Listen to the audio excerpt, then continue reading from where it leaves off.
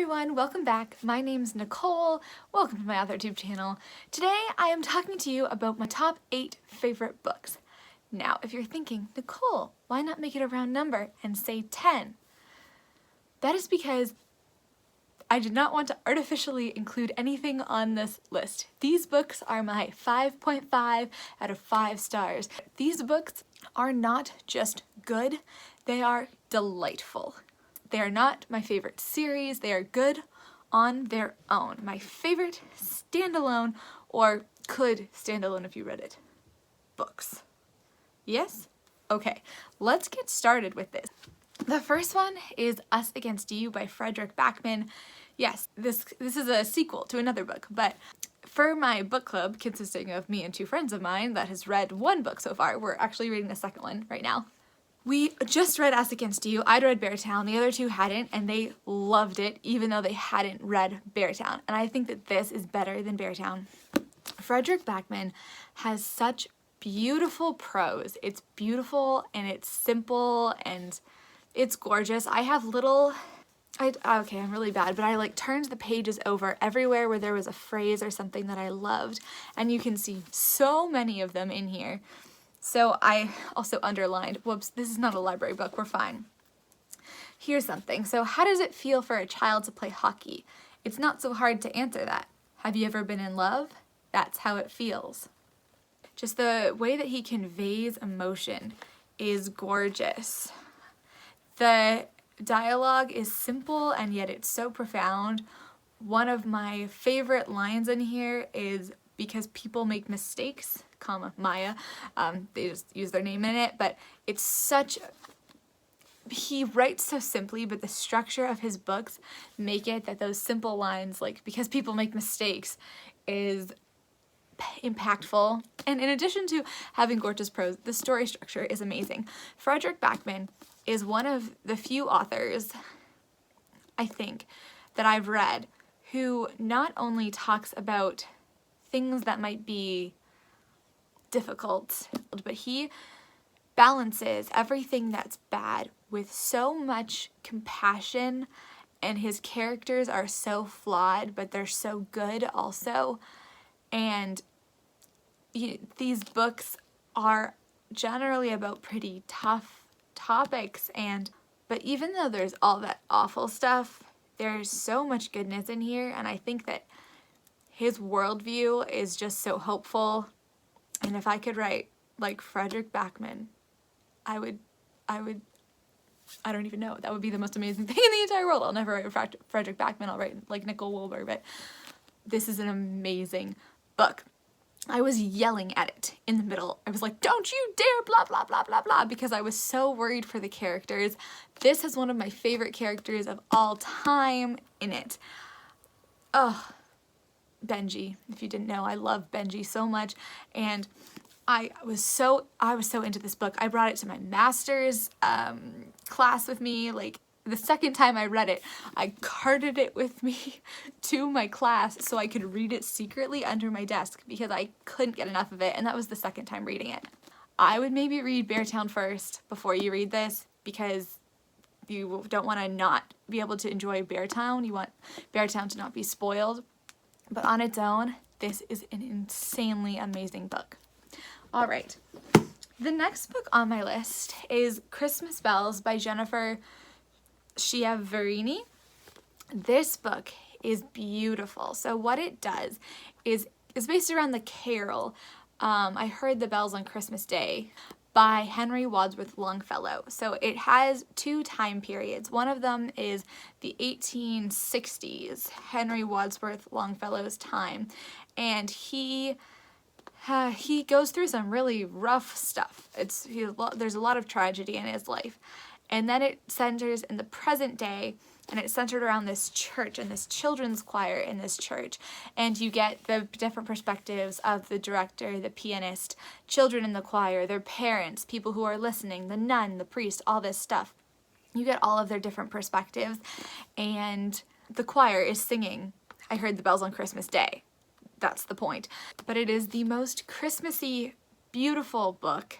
For someone who loves choirs, it's amazing. For people who don't and who just want a book that's full of Christmas spirit and wonder. This is a beautiful, wonderful book. I read it every Christmas. It's my favorite, and this did inspire my series of Christmas short stories, partially. Numerous things inspired it, but this was a big inspiration. And I've tried to mimic a little bit the tone of this book because, again, the prose is gorgeous. The next book on this list is The Unexpected Professor by John Carey. This is a biography that I picked up randomly in a bookstore when I was on exchange in England, and I think it was for £4. All of the little spots I've marked where I love it. It's gorgeous and it's funny. It's about this professor's life. He grew up, sort of was young during World War II, went to Oxford, became a professor of English literature. So it can kind of be read as an introduction to English literature, but it's like very biased by his opinion, and he talks about all these different writers. So that was one thing that I really liked about it, because it was introducing me to all of these 20th century writers that I didn't, and earlier than that, like medieval times too, that I didn't know very much about, and I thought that was interesting. He also has very humorous comments on all of the writers, and humorous things to say about Oxford, and humorous things to say about life in general. It's very funny. It's this laugh out loud book. And I love the sentiment in it. The sense of place and time is so strong in here. His voice it's very clearly his voice, and it's this, I mean, I'm sure not every English person is like this, but is that like characteristic, like 20th century English sort of attitude with like a bit of a stiff upper lip, but like a little bit cynical about it, and it's really good. In addition to the voice being beautiful, there's also all this beautiful, there's quotes from English literature. So you get a sneak peek of some gorgeous poems, some gorgeous lines, and there's just delightful pieces of writing in here. The back of the book says, "Among their wealthy elders, my views gave some offense. 2 or 3 people walked out of my lecture in Hamburg. At a dinner in Oldenburg, I was seated next to a senior academic who berated me for my leftist leanings. Not what he expected of an Oxford professor. Funny, generous, humane, and unsparing." Love that book. The next one is To Kill a Mockingbird. This is the only classic that's on this list.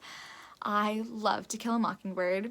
We read it in my grade 9 English class, and since then I have read it every single summer.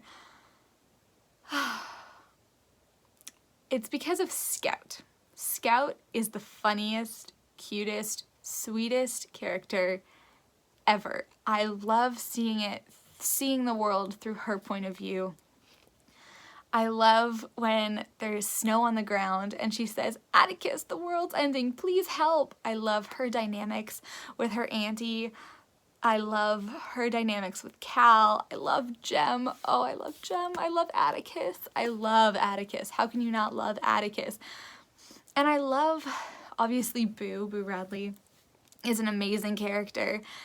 And I love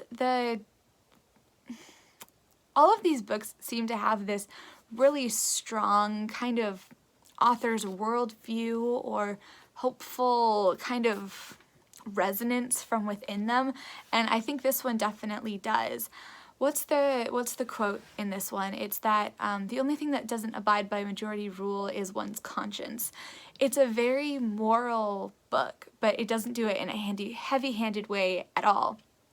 I know Harper Lee has called this a simple love story, and I agree with that assessment 100%. Reading the court hearing, of course, is horrifying and intriguing all at the same time, but the book as a whole, it's To Kill a Mockingbird, ladies and gentlemen. The next book on this list is not here. It is Digital Minimalism by Cal Newport, and that is a nonfiction book. I love Cal Newport. He is my favorite nonfiction author.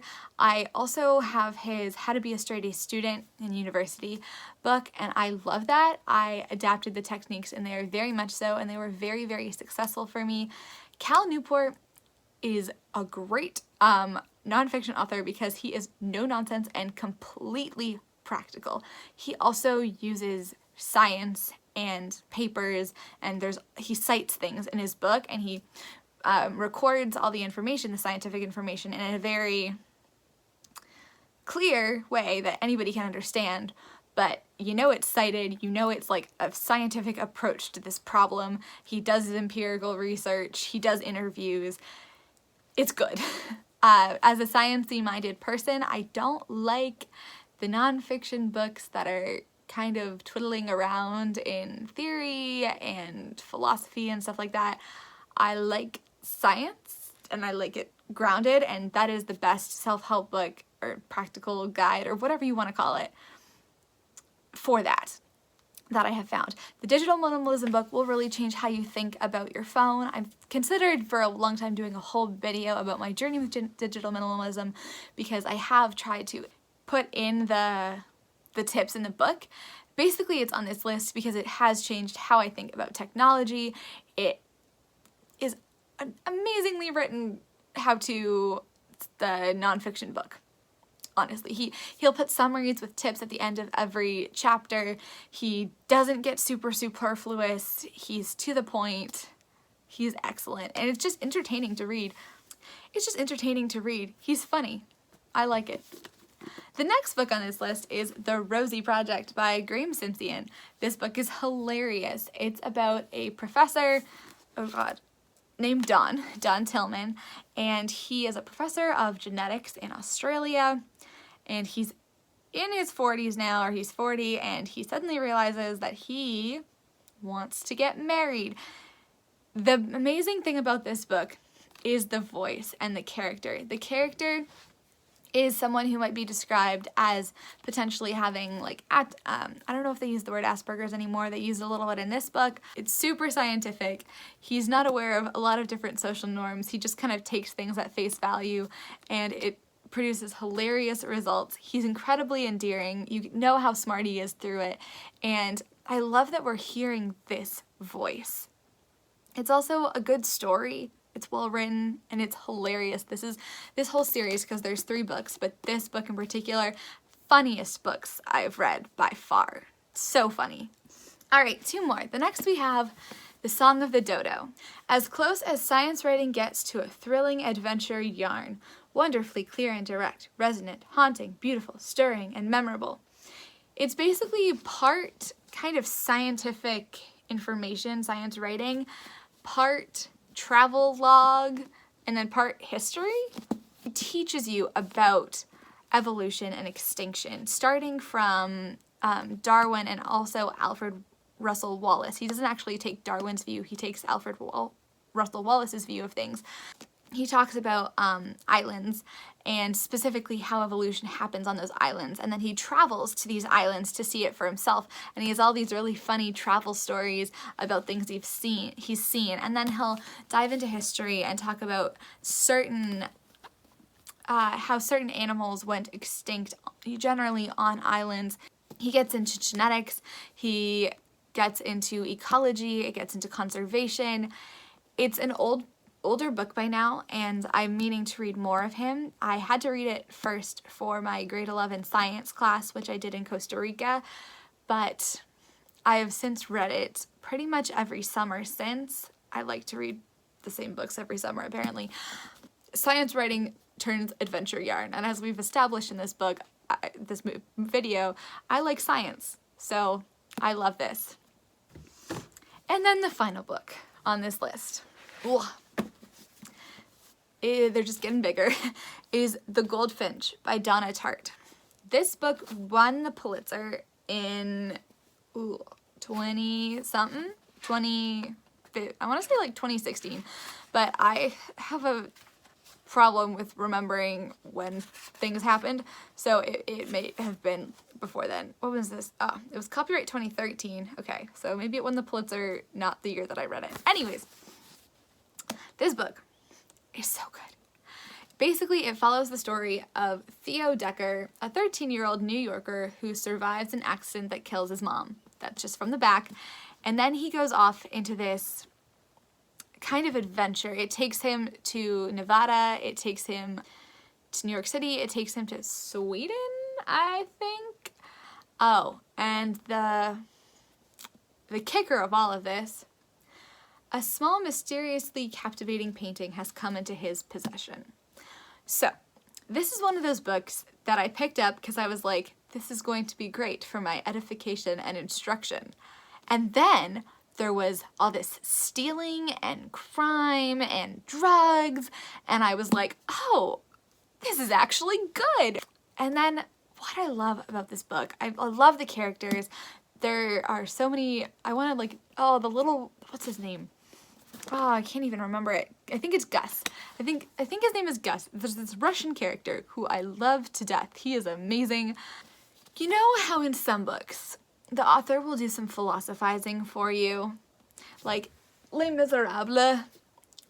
There's so much philosophizing in that, it's very hard to get through. It's really boring, and you're like, K. There's philosophizing in this. I'm using that as if it's a real word.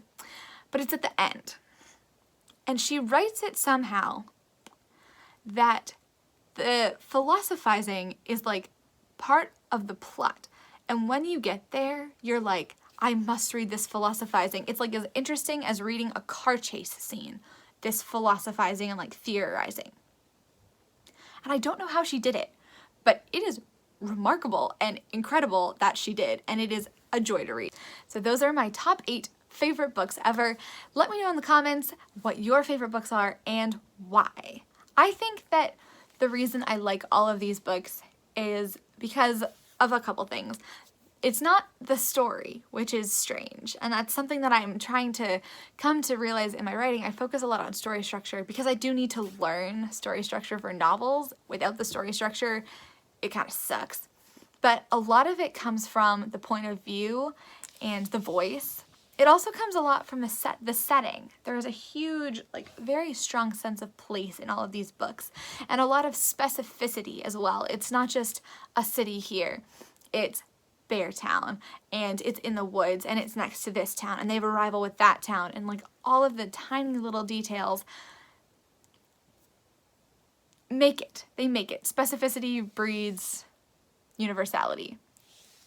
And then the other part of it is that these books just have so much humanity in them and so much hope, and not hope that's unearned and unchallenged, but hope, like real hope, springing out of them. And the humanity in them is so deep, and the questions that they ask are so strong. And none of these books are issue books. You see that a lot in YA now, and I feel like those books don't hit the emotional core, that a lot of them don't hit the emotional core that these books that I have here do, because these books really get into complexities and contradictions and surprises, and they, to me, reflect life as I know it the best. They reflect how people act. So that brings us to the end of the video. I would love to hear, what are your favorite books? Do you have a top 2, 3, and why? What makes a book your favorite? Thank you so much for watching, and I will see you next time.